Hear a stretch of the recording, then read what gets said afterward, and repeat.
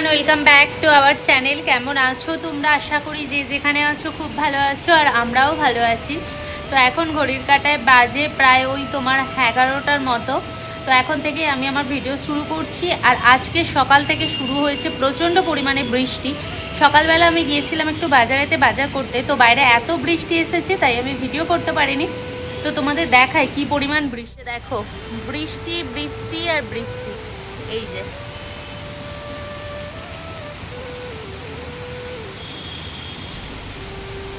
এই হচ্ছে বৃষ্টির ধরন। দিনেতে নতুনত্ব রান্না বান্না করে খেতে কিন্তু বেশ ভালো লাগে। তো সেই জন্য আজকে নতুনত্ব কিছু রান্না করব। তো চলো কি রান্না করব সেটাই তোমাদের সাথে শেয়ার করব। এখন হচ্ছে ঘড়ি কাঁটায় 12টার মতো বাজে। স্নান করা কমপ্লিট হয়ে গেছে। আর স্নান করে বাড়ির বউদের একটু রূপচর্চা করা দরকার। আর বাড়ির বউয়েরা যদি সেজেগুজে সুন্দরভাবে থাকে তাহলে বরের কিন্তু বরকত খুব হয়। এটা শোনা কথা, তবে কতটা সত্যতা সেটা কিন্তু জানি না। তাই একটু সাজুগুজুও করে নিচ্ছি। আর আজকে কিন্তু সকালবেলা দেখেছো বৃষ্টি হচ্ছে, এখন কিন্তু আর বৃষ্টিটা হচ্ছে না। এখন বন্ধ হয়ে গিয়ে খুব সুন্দর রোদ বেরিয়েছে। আর আকাশ পুরো নীলাচ্ছন্ন হয়ে গেছে। এত সুন্দর দেখতে লাগছে, চলো তোমাদের দেখাই। আজকে পরেছি শাড়ি। তো শাড়ি পরে আজকে করব রান্না। তবে তোমাদের হয়তো মনে প্রশ্ন জাগতে পারে যে দাদাভাই তো চলে গেছে, বাড়িতে নেই শাশুড়ি মা, তারপরও কেন দিদিভাই পরেছে শাড়ি। শাড়ি পরার কারণটা হচ্ছে মাঝে মাঝে শাড়ি পরে অভ্যাস রাখা ভালো। কারণ আমাকে যেহেতু মাঝে মধ্যেই শ্বশুর বাড়ি যেতে হয়, আর শ্বশুর বাড়িতে গিয়ে থাকতে হয়, তো ওখানে শাড়ি ছাড়া অন্য কিছু ড্রেস অ্যালাউ নেই। তো সেই জন্য মাঝে মাঝে আমি বাড়িতে শাড়ি পরে অভ্যাসটাকে রেগুলারিটি করে রাখি, কারণ যাতে আমার অসুবিধে আর না হয়। তো সেই জন্যই। তো চলো এখন রান্নাঘরের দিকে যাওয়া যাক, রান্না বান্না করব। আর সত্যি কথা বলতে কি শাড়ি পরে একটু অসুবিধে হয়, কিন্তু তবুও ঠিক আছে, মানিয়ে নিতে হবে। চলে এসেছি। আর গোপাল সোনাদেরকে দেখো আমি স্নান করতে বসিয়ে দিয়েছি। একে একটু বেশি জলে দিলে ডুবে যায়, তো সেই জন্য একে এখানে একটু বসিয়ে রেখেছি। আর এই যে এই গোপালকে খেতে দিতে গিয়ে দেখলাম যে তুলসী পাতাই তো নেই, তাই তুলসী পাতা আনতে যাব এখন ছাদেতে। তো চলো তোমাদের সাথে নিয়েই যাই। বাইরের ওয়েদার দেখো, আজকে এত পরিমাণ রোদ বেরিয়েছে, প্রচুর রোদ। আর আকাশটা কি ভালো লাগছে দেখতে, তাই না? পুরো পরিষ্কার। বৃষ্টির পর আকাশটা ঠিক এরকম নীল পরিষ্কার থাকে। আর এই যে তুলসী পাতা, চলো তুলসী পাতাটা তুলে নিয়ে আসা হয় না বলে তোমাদের সাথে শেয়ারও করা হয় না। এই দেখো কত পরিমাণ আমাদের ছাদেতে গাছগুলো সবুজ হয়ে বেরিয়েছে। এই যে দেখো, রীতিমতো গাছে ফুলও ধরে প্রত্যেক দিন, কিন্তু পুজোর জন্য সবাই নিয়ে চলে যায়, আমার আর আনতে আসা হয় না। এই যে দেখো, আর বাইরেতেও রীতিমতো সবাই যে যার কাজের দিকে এগিয়ে যাচ্ছে। এই যে ছাদ থেকে নেমে আসার পর পুজো টুজো করা সমস্ত কমপ্লিট হয়ে গেছে। আর এখন রান্নাঘরে এসেছি রান্না করতে। এই অদিনেতে আমি রান্না করব ফুলকপি। একটা ফুলকপি কয়েকদিন আগে বাজার থেকে কিনে এনেছি।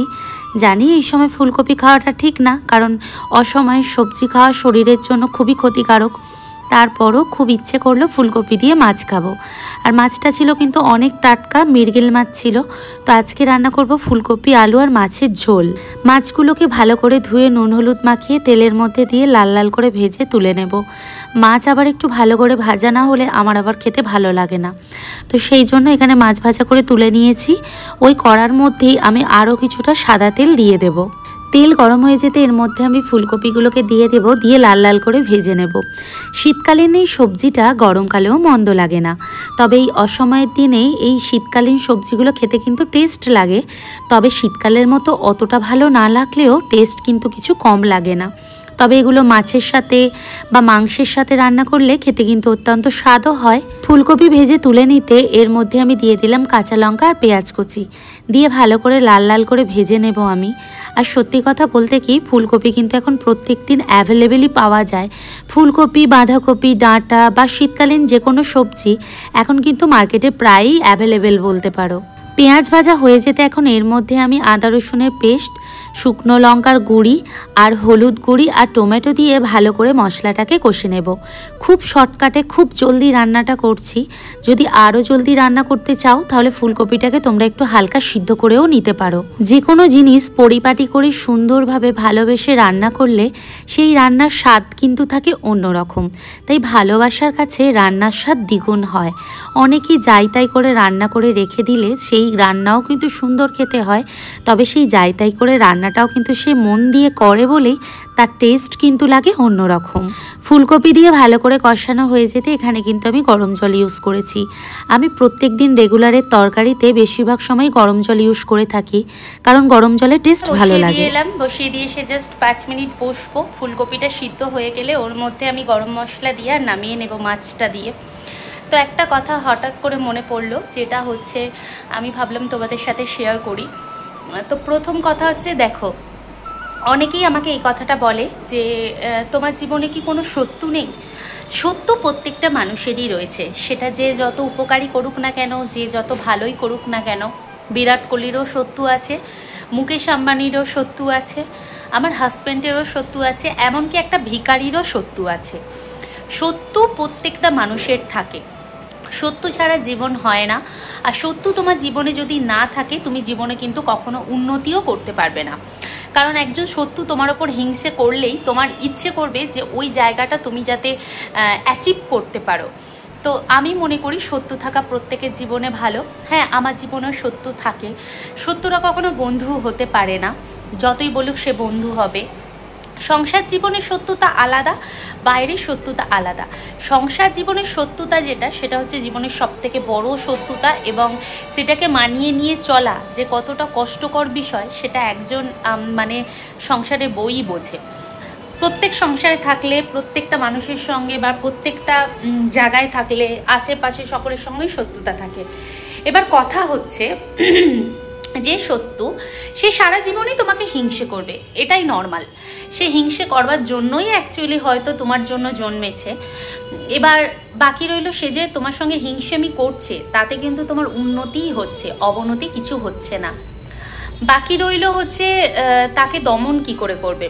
তার প্রশ্নের জবাবের উত্তর দিও না, নীরবতা পালন করো, হুঁ হ্যাঁ করে উত্তর দিয়ে কাটিয়ে দাও, এবং ও আচ্ছা হ্যাঁ তাই হয়েছিল, ও এইসব জিনিসগুলো বলে যদি তুমি কাটিয়ে দিতে পারো, তাহলে দেখবে তোমার শত্রুও তোমার পিছন ছেড়ে দিয়েছে।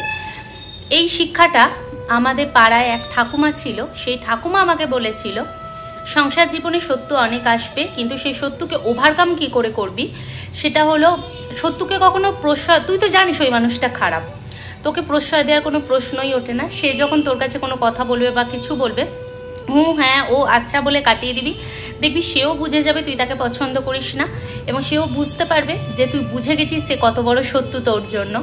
তো তখন সে নিজে থেকেই শুধরাবার চেষ্টা করবে এবং তোর জীবন থেকে সরে যাওয়ারও চেষ্টা করবে। তো এইভাবেই আমরা ওভারকাম করি, এবং এই জিনিসটা আমার হাজব্যান্ডও আমাকে বলে। তো এইভাবেই আমি শত্রু কিন্তু দমন করি। তো যাই হোক, একটা সুন্দর টিপস দিয়ে দিলাম সংসার জীবন সুখী হওয়ার জন্য। তো যাই হোক বন্ধুরা, চলো রান্নাটা কত দূর হলো দেখি। ফুলকপি প্রায় সিদ্ধ হয়ে এসেছে, চাপাটা খুলে দেখলাম বেশ মাখো মাখোও একটা ব্যাপার হয়ে গেছে। তবে ফুলকপির কিন্তু মাখো মাখো ওই ব্যাপারটা খেতে কিন্তু খুব সুস্বাদু লাগে। অনেক বাচ্চারা ফুলকপি খেতে পছন্দ করে না, তবে মাছের সাথে এইভাবে ঝোল বানিয়ে দিলে খেতে কিন্তু অসাধারণ লাগে। আর এখানে ভেজে রাখা মাছগুলো আমি দিয়ে দিলাম ঝোলের মধ্যে, দিয়ে আরও কিছুক্ষণ ফুটিয়ে নেব, নেওয়ার পর তারপর নামিয়ে নেব। এখন হচ্ছে দুপুরের খাবার নিয়ে বসে পড়েছি। বেগুন দিয়ে মাছের মাথা দিয়ে ফুলকপি মাছের ঝোল, আর সঙ্গে আছে ভাত। এই হচ্ছে দুপুরের খাওয়া দাওয়া। তো বন্ধুরা, আজকের ভিডিওটা কেমন লাগলো অবশ্যই কমেন্ট বক্সে জানিও। ভালো থেকো।